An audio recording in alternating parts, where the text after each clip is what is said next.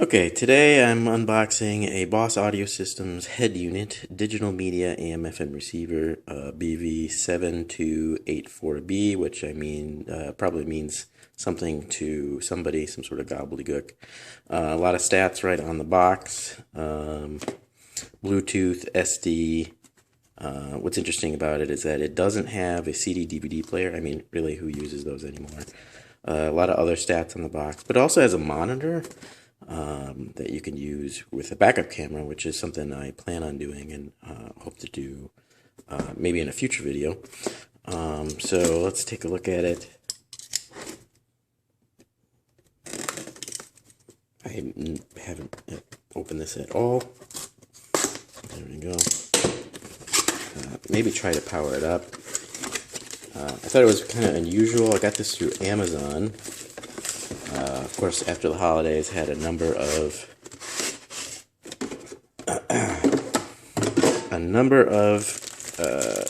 gift certificates as gifts, and used them to buy this. It was only $70. It was really the only one I could find with a backup camera monitor, or monitor in general, that was single DIN. And what's also interesting about this is that for my particular application, I have to use single DIN. I'll probably show that in a future video as well. But because it's Mech-less, it's so shallow. Looks like it can go in a lot of different applications. It's kind of nice, actually. And like I said, you'll see in my application. Typical stereo connections here on the back. I'm not sure what these are, but obviously RCA audio, ins or outs.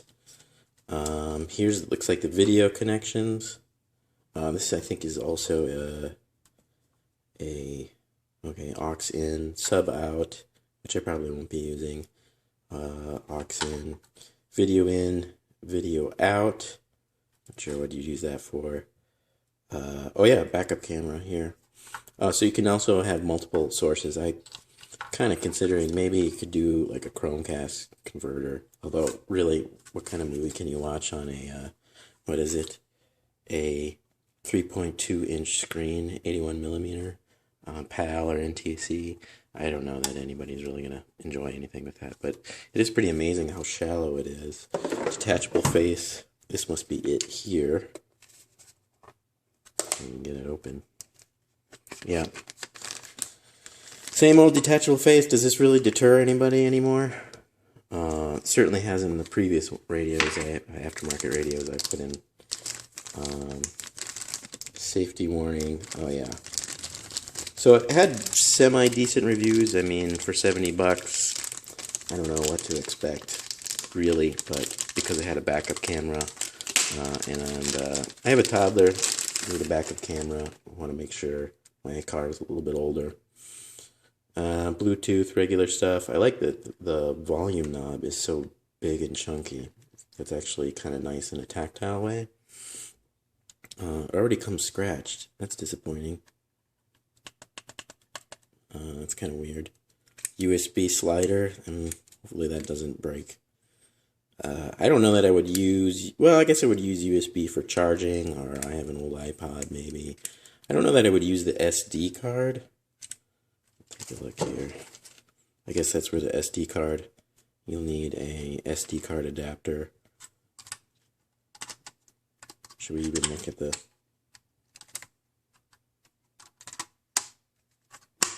Oh, snaps right in. Oops. Oh, I guess maybe I should read about this a little bit more. Nope. I got it. There we go. Yeah, nice shallow. Here's another bag with some accoutrements. What do we have here? Looks like the in cable, nice and short, already pre-cut, nicely labeled. That's good. I heard the documentation on this could be a little bit better. Let's see here. Remote, I've had these for the past, I don't know. Maybe with the monitor this would be helpful to use, but I don't know. We'll see about that. Usually I just tuck them away in the glove box and I never use them. Tool for probably some sort of car stereos. My application is going to be a little bit different with Singleton. I have a weird setup. Let's see. So, pretty straightforward. Let's take a look here. I suppose you could try, go ahead and open it and try power it on. See what it looks like, at least on a camera phone. Oh, yeah, do this the easy way. Okay. So let's take a look here. I have your speakers. I'm not going to use for this part. And then power. And I can't imagine this would. Okay. Really looks like there could only be one place for this to go based on the pinout.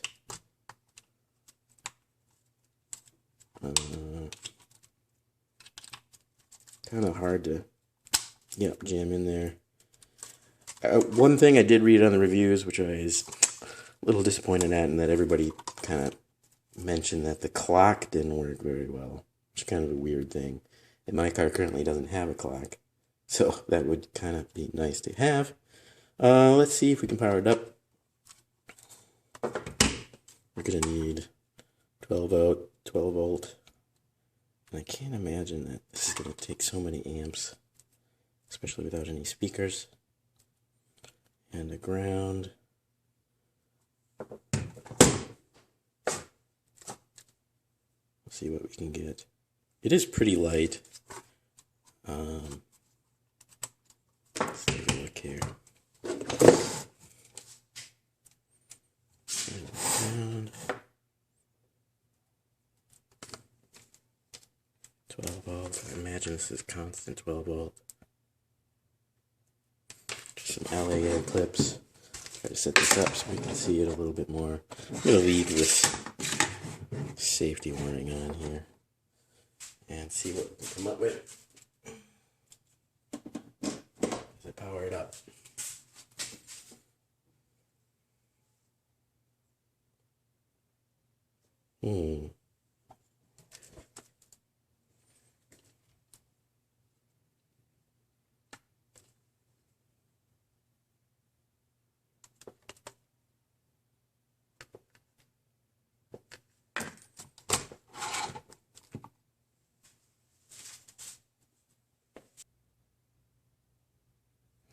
Okay, so that was a little bit weird.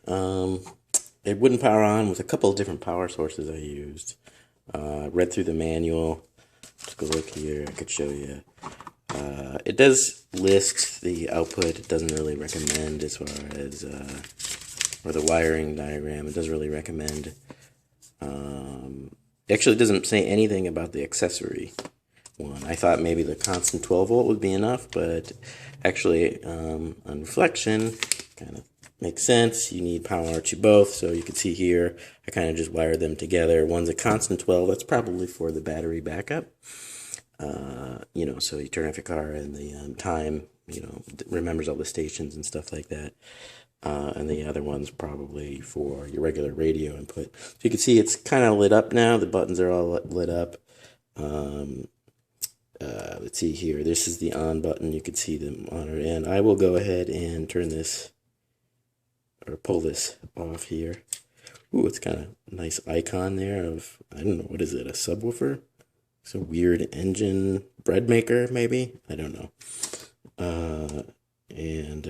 It's already on a radio. I don't have any speakers hooked up, but I can tell it works. Actually, I'm pretty impressed how bright that screen is. There's a little bit of glare you can see right now, but actually if I turn it down here, if I look at an angle, yeah, it's not super great.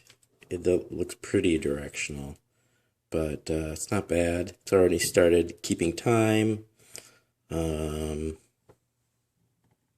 There's the volume. Actually has a volume indicator, though it's very small. I guess this goes through the menu. band type. Does this do it? Oh geez, how many FMs do you need? Oh, and AM. Kind of slow to react. It's interesting. On-screen display. I'm not sure. I didn't read through all of these things to know what they did. Okay, here we go. Home. This looks like it. Oh, okay. And then when you're in home mode, you can switch inputs, Bluetooth, setup, aux input, SD, USB, radio. I don't know why that's a radio. Like I said, that kind of looks like a supercharged bread maker. That's kind of nice. Graphics and source. Looks like it just goes through sources in general, AV input. I'll try to hook it up when I get it in my vehicle and show what all the sources that I have hooked up look like. But there you go. There's an unboxing of the Boss Audio Systems Bluetooth digital media receiver BV7284B. Thanks.